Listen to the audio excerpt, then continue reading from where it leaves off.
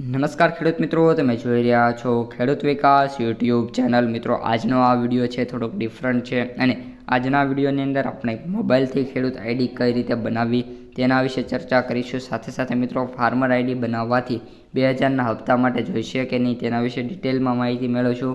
Farmer ID બનાવવાથી ખેડૂતોને કયા કયા ફાયદા થશે, સાથે સાથે કયા કયા ડોક્યુમેન્ટની જરૂર પડશે અને વેબસાઇટમાં એરર ચાલી રહ્યા છો તેની શું અપડેટ છે, સંપૂર્ણ માહિતી આ એક જ વિડીયોમાં છે। તેથી વિડીયોમાં અંત સુધી બન્યા રહેજો। અને ખાસ મિત્રો, જો તમે આ વિડીયોને ફર્સ્ટ ટાઈમ જોઈ રહ્યા હોય અને તમારા અન્ય મિત્રોને ના ખબર હોય તો એમના વિડીયોને ખાસ શેર કરી દેજો। સૌપ્રથમ મિત્રો, મોબાઈલથી જો આપણે જે ખેડૂત આઈડી બનાવવાની છે એ અત્યારે વેબસાઇટ મિત્રો બંધ હોવાના કારણે આપણે ટૂંક સમયમાં એના વિશે રિલેટેડ વિડીયો આપી દઈશું। ઉપરાંત 2000ના હપ્તા માટે ફાર્મર આઈડી જોઈશે કે નહીં, તો મિત્રો ખાસ કરીને જે આપણો 2000નો હપ્તો છે એ 2000ના હપ્તા માટે આપણા જે ફાર્મર આઈડી છે એ જોઈશે અને ફરજિયાત છે। આપણો જે મિત્રો ડિસેમ્બરનો જે હપ્તો છે એના માટે ફાર્મર આઈડી જરૂરી છે, પરંતુ હાલ જે રીતની સ્થિતિ છે મિત્રો એ મુજબ જોઈએ તો હાલ આપણે જે બજાર છે અને સોરી મિત્રો, જે આપણી આજે અત્યારે સ્થિતિ ચાલી રહી છે એ મુજબ ડિસેમ્બર માટે ફાર્મર આઈડી કદાચ ફરજિયાત નહીં હોય, પરંતુ નેક્સ્ટ ટાઈમ ફરજિયાત હોઈ શકે છે।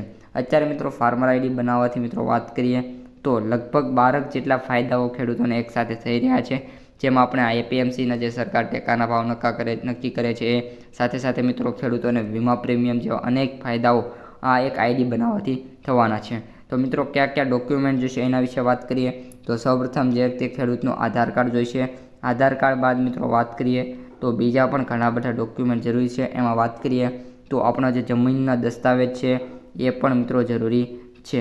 ત્યારબાદ વાત કરીએ તો આપણે જે બેંક પાસબુક છે એ આ 3 વસ્તુ મિત્રો ફરજિયાત છે આ ફોર્મ ભરવા માટે। એટલે કે આ 3 વસ્તુ તમારે કોઈ પણ તમે જાતે ભરતા હોય કે પછી કોઈ ઓપરેટર પાસે ભરાવો તો ફોર્મ માટે 3 વસ્તુ ફરજિયાત છે।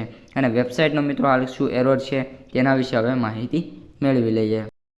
તો મિત્રો, આ જે આપણું વોટ્સઅપ ગ્રુપ છે એ ફાર્મર રજિસ્ટ્રેશનનું જે ઓફિશિયલ ગ્રુપ છે એ મુજબ જોવા મળી રહ્યું છે। આ ગ્રુપ જો તમારે જોડાવવું હોય તો આની લિંક હું તમને ડિસ્ક્રિપ્શનમાં આપી દઈશ, ત્યાંથી જઈ તમે ફોલો કરી લેજો, એટલે તમને એટ એ ટાઈમ અપડેટ્સ મળતી જશે। સૌપ્રથમ મિત્રો વાત કરીએ તો આજનો આ મેસેજ છે અને મેસેજની આપણે સંપૂર્ણ માહિતી હવે તમને આપતા જઈએ। તો ગુજરાત ફાર્મર રજિસ્ટ્રેશન નોંધણી અપડેટ પૂરતી હાલ મિત્રો જે છે એ હાલ અપડેટ કરવામાં આવી રહ્યું છે, એટલે કે ન્યૂ પ્રોસેસ થઈ રહી છે વેબસાઇટમાં। સાથે સાથે મિત્રો, જે ડેટાબેઝની યોગ્ય જાળવણી તેમજ પોર્ટલમાં અગ્રપેડનો વધારો સમય જરૂરી હોય ખેડૂત રજિસ્ટ્રેશન પોર્ટલ થોડાક દિવસ માટે હાલ બંધ રહેશે। હવે મિત્રો, થોડાક દિવસ બંધ કર્યું છે એટલે એક્ઝેક્ટ મિત્રો ટાઈમ નથી આપ્યો, પરંતુ વાત કરીએ તો 3થી લઈને 4 દિવસની અંદર પોર્ટલ ખુલે એવી ધારણા છે। ત્યારબાદ મિત્રો વાત કરીએ તો પોર્ટલ જ્યારે પાછું શરૂ થશે ત્યારે એના વિશે આપણે એક ઇન્ફોર્મ વિડીયો બનાવી દઈશું।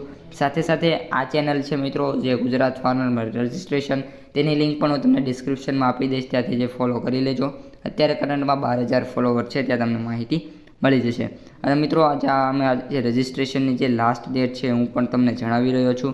તો જે લાસ્ટ ડેટ છે મિત્રો એ 30 નવેમ્બરની છે, એટલે કે 30/11/24ની છે, પરંતુ જેની એક્સટેન્ડ કરેલી છે મિત્રો સરકારે એ તારીખની આપણે વાત કરીએ તો 25/3/2025 સુધીની આ જાહેરાત સરકારે કરી દીધેલી છે, પરંતુ આપણે વહેલી તકે જેમ રજિસ્ટ્રેશન કરવું એ પણ જરૂરી છે। એટલે અહીંયા પણ એક નોંધ લખેલી છે કે ખેડૂતને હાલ ફરિયાદ નોંધણી માટે ઉતાવળ ન કરવા જણાવવા વિનંતી। સરકાર કહી રહી છે ઉતાવળ ના કરો, પરંતુ જ્યારે મિત્રો પોર્ટલ શરૂ થાય ત્યારે ખાસ કરીને તમારે નોંધણી કરાવી દેવાની છે અને તેના માટે આપણે ડિટેલ વિડીયો પણ ટૂંક સમયમાં લાવી દઈશું। તેથી ખાસ મિત્રો, ચેનલને સબસ્ક્રાઈબ કરી દેજો અને વિડીયો પસંદ આવે તો વિડીયોને લાઇક કરી તમારા અન્ય મિત્રોને શેર કરી દેજો। તો મિત્રો, આજના વિડીયોમાં આટલું જ। હવે મળીશું આવા જ એક બીજા વિડીયો સાથે આવતા વિડીયોમાં।